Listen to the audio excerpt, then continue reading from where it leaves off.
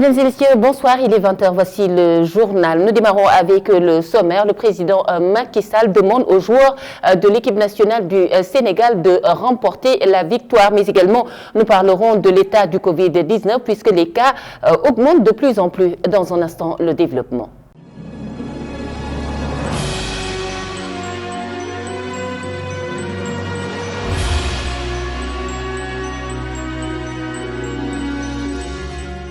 Bonsoir. Tout d'abord, le point Covid de ce jour. Le ministère donc, de la Santé et de l'Action sociale a reçu les résultats des examens virologiques ci-après. Sur 2398 tests réalisés, 520 cas sont revenus positifs. Il s'agit de 426 cas communautaires. Un décès, malheureusement, a été noté. Le point Covid avec le docteur Elhadji Mamadou Ndiaye du ministère de la Santé et de l'Action sociale.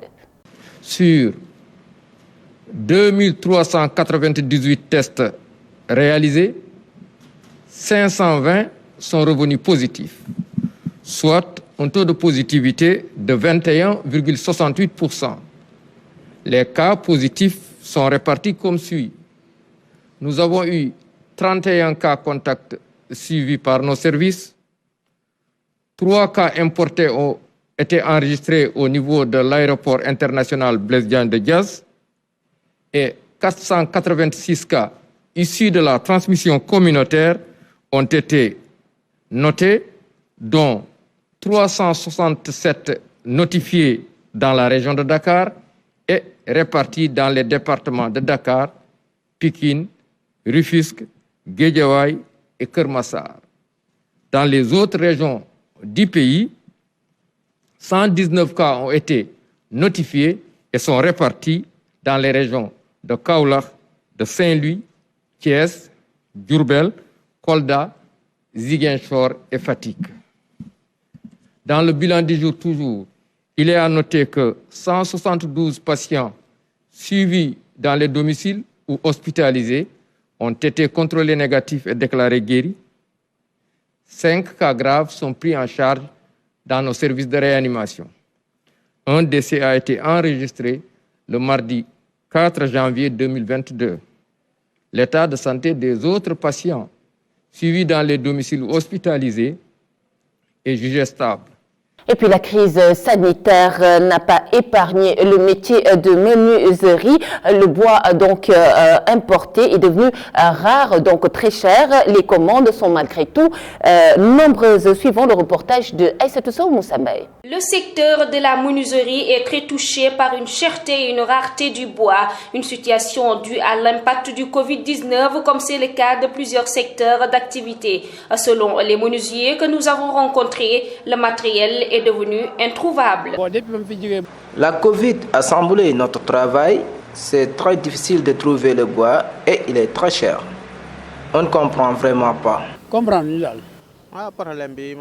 La maladie a causé beaucoup de dégâts. Le matériel est devenu introuvable. Et cela perturbe beaucoup notre travail. Ce secteur est très concurrencé par les meubles importés. Selon Ousmane Diagne, cette concurrence n'impacte en rien son travail car il gagne bien sa vie. Je ne sens pas la concurrence des meubles importés car je vais bien mon travail. Cela ne me fait pas peur. Vivement la fin de la crise sanitaire et la reprise des importations de bois. Et puis les élèves utilisent-ils leur smartphone à bon escient? C'est la question qui se pose dès lors. Savent-ils que le téléphone portable est un outil de travail? Le constat est que les élèves sont plus intéressés par les réseaux sociaux en lieu et place de l'apprentissage scolaire. Une situation préoccupante selon le docteur Babou Boubou Sen, professeur technique donc et d'expression et de communication au lycée technique de Thiès que nous suivons. Il est au micro de Aïssatou Sow Moussambaye. Le téléphone portable a été créé juste pour des hommes d'affaires leur permettant de communiquer. Aujourd'hui, si un élève peut utiliser un téléphone, c'est que c'est une très bonne chose dans le cas où il peut l'utiliser. Des fois, dans le cadre pédagogique, je le dis, par exemple, vous pouvez faire de la recherche sur tel auteur ou bien tel courant littéraire. Et là, ils se rendent compte que c'est quelque chose d'utile. Mais la plupart du temps, ils passent beaucoup de temps à zapper à entrer dans ces sites, ce qui fait qu'ils sont distraits et désorientés par rapport aux études. Comme vous le savez, quand vous faites de la lecture, vous avez du temps pour assimiler les connaissances, parce que la lecture peut vous permettre de revenir sur la page, de revenir sur ce que vous avez lu. Mais dans les réseaux sociaux, des fois, à travers donc les images qui défilent, des fois vous n'avez pas assez de temps pour pouvoir digérer, assimiler donc certaines choses, ce qui fait que vous consommez, vous êtes un consommateur passif, et là ça a des conséquences. Voilà, la plupart du temps, donc il leur faudrait comprendre que l'utilisation des réseaux sociaux doit être filtrée, doit être sélectionnée selon le temps d'abord, parce que vous ne pouvez pas passer tout votre temps à naviguer dans des sites, à naviguer dans des plateformes. Donc il faudrait que les élèves comprennent qu'il y a un temps pour faire des études et un temps pour aller dans des sites, pour aller dans des réseaux sociaux, pour pouvoir donc sélectionner et faire de la recherche utile. Et puis du matériel médical et des médicaments, c'est une action humanitaire menée par le président du mouvement Tiestia Kanam, M. Pape Doumbia, qui vient ainsi aider les populations des zones de Cœur Moussa ou de Cœur Issa et Saïb Ndoï, les lits fonctionnels, des blouses, mais également des médicaments d'une valeur globale de plusieurs millions de non-francs ont été mis à la disposition de ces deux postes de santé. Pape Doumbia, que nous suivons. di wax ni tey moom vraiment content nañ revenir fii parce que mën naa ni boo xoolee zone nord poste santé yi fi nekk dañuy souffrir poste santé yi dañoo manqué lu bari poste santé yi. Nous sommes aujourd'hui très contents de revenir ici. Tous les postes de santé de la zone nord souffrent d'une souffrance très chronique, car il manque de beaucoup de choses, sinon il manque de tout. C'est comme si on les a oubliés. La cause, c'est véritablement un oubli volontaire. Aujourd'hui, à l'état actuel de notre pays, avec la prolifération des maladies où la santé des populations est précaire, avec l'évolution des différentes maladies, la communication est nécessaire. Cette communication n'est pas faite par ces dirigeants de la zone nord. Au rythme de décès des gens, cela montre que l'on doit renforcer la santé, car la santé est importante pour les populations. Sans la santé, rien ne peut se faire. La zone nord, d'ici à Diakhao, il n'y a aucun hôpital adéquat, digne de son nom, où les populations peuvent se soigner décemment et dignement. Il faut les assister, les populations, dans leur santé et dans les autres priorités. Ces dirigeants, en fait, n'ont rien fait. Quel est leur rôle donc? Ils ont échoué dans tous les secteurs. Zone Nord ne mérite pas ça. La santé fait partie de notre priorité, nous, et nous allons bien nous y atteler. Nous essayons donc d'accompagner les populations en lits, en draps et en médicaments. Zone Nord, nous essayons d'accompagner la population et les ci mooy yenn accessoires yi nga xamante ni mënta ñàkk en lit, en drap et autres médicaments aussi. En route vers la 33e édition de la Coupe d'Afrique des Nations de football, ça se passe au Cameroun. C'est en effet donc à ce moment-là que les Lions du Sénégal ont reçu hier des mains du président de la République Macky Sall le drapeau national. Macky Sall d'ailleurs exhorte N'Djamba à remporter le trophée. Écoutons-le.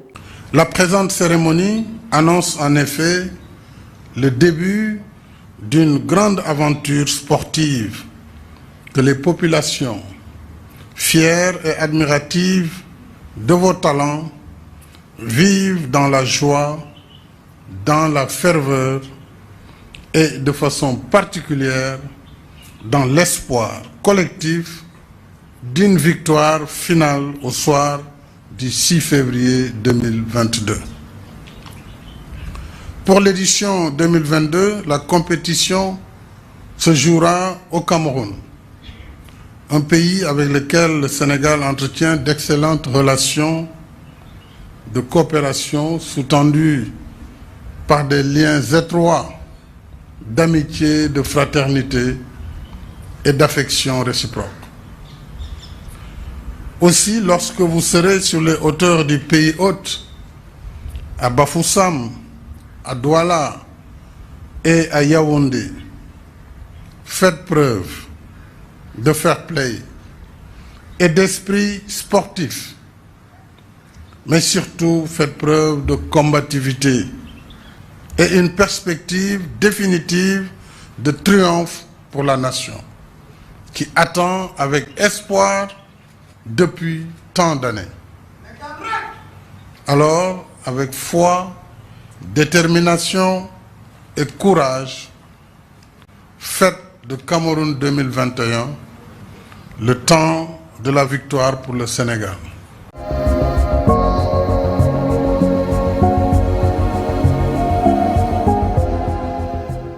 Vous suivez le journal sur Prestige Thiès TV. Nous en arrivons à l'actualité nationale. Au camp pénal de Koutal, des détenus ont cessé donc leur diète. Fatou Karagé. Démarrons l'actualité nationale par le réseau de communication et de développement des femmes du Sénégal qui appelle à une mobilisation des organisations de femmes appartenant à la société civile pour une justice climatique incluse et solidaire. Le record a fait ce plaidoyer à l'ouverture hier à Dakar d'un atelier sur la connexion et la mobilisation des organisations de femmes du Sénégal pour une justice climatique incluse en direction de la COP27, la 27e conférence des Nations Unies pour le climat prévue en novembre prochain en Égypte. Intervenant à cette rencontre, la directrice de l'équité et de l'égalité des genres, Astou Diouf Gueye, a souligné la nécessité d'une justice climatique qui respecte les droits des pays africains, des femmes, des jeunes et des peuples vulnérables. Et puis, les prisonniers du camp pénal de Koutal ont décidé de suspendre leur grève de la faim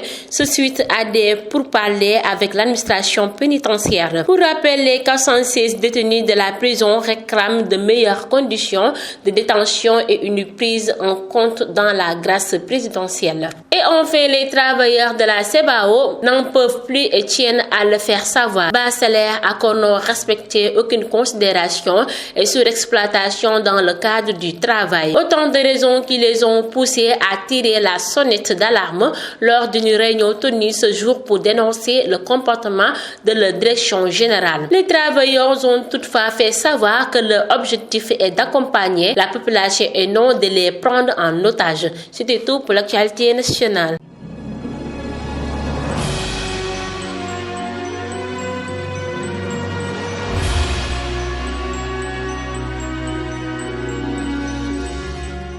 Et puis sur l'international au Mali, un accrochage entre djihadistes et soldats accompagnés d'éléments de donc Wagner a eu lieu sur une route du centre du pays. L'actualité internationale s'est signée à Essetosso. On démarre l'actualité internationale au Mali. Un accrochage a eu lieu lundi 3 janvier entre les forces armées maliennes accompagnées de membres de la compagnie russe Wagner et un groupe djihadiste sur une route au centre du pays, selon une source très proche du dossier. L'altercation se produit au moment où se pose la question du déploiement dans le pays de membres du groupe russe qu'une quinzaine de pays occidentaux ont condamné le 23 décembre dernier, mais que Bamako avait démenti. Restons toujours au Mali. L'ancien président nigérian Goodluck Jonathan est attendu à Bamako ce mercredi. Une visite de l'actuel médiateur de la CEDEAO pour le Mali qui s'inscrit en réponse au projet de chronogramme de prolongement de la transition malienne à 5 ans supplémentaires. Ce déplacement est également un point d'étape avant le sommet extraordinaire des chefs d'État de la CEDEAO qui se tiendra le 9 janvier prochain. Terminons l'actualité internationale au Soudan. Les États-Unis, l'Union européenne, le Royaume-Uni et la Norvège ont exhorté ce mardi 4 janvier les militaires soudanais à ne pas nommer unilatéralement un premier ministre en remplacement du civil Abdallah Hamdok qui a démissionné dimanche.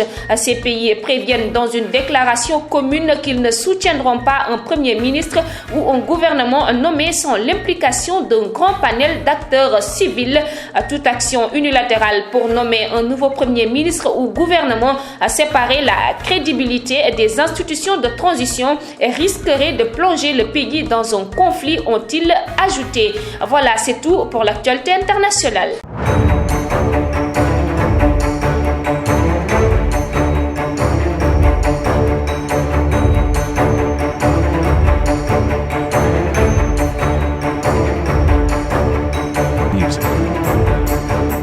Dernier élément de de ce journal à présent du sport, CAN 2021, l'équipe du Sénégal ralliera le Cameroun avec bien sûr Ismaël Sarr qui est arrivé la nuit dernière.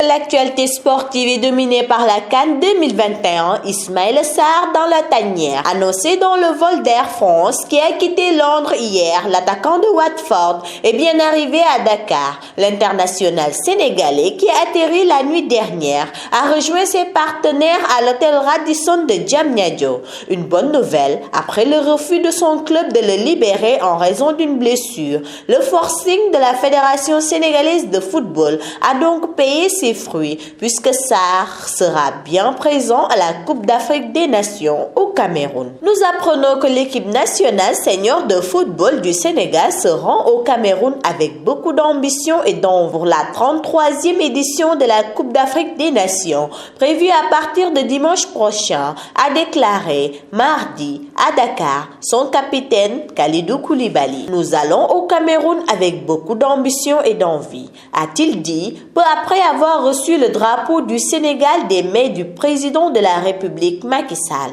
Nous sommes honorés de recevoir de vos mains l'étendard de notre nation pour le hisser le plus haut possible au sommet du football africain, a déclaré le défenseur des Lions, s'adressant au chef de l'État. Macky Sall. Terminons par la lutte. Les prolongations du combat Balla Gaye 2 et Bombardier se jouent toujours. Le CNG a défalqué beaucoup de millions sur le reliquat des deux lutteurs, renseigne le quotidien de lutte Sunu Lamb. En effet, l'instance dirigeante de la lutte a coupé plus de 7 millions de francs CFA sur les reliquats des cachets des deux lutteurs qui s'affrontaient dimanche dernier. Balla Gaye 2 a perdu 5 860 000 francs CFA.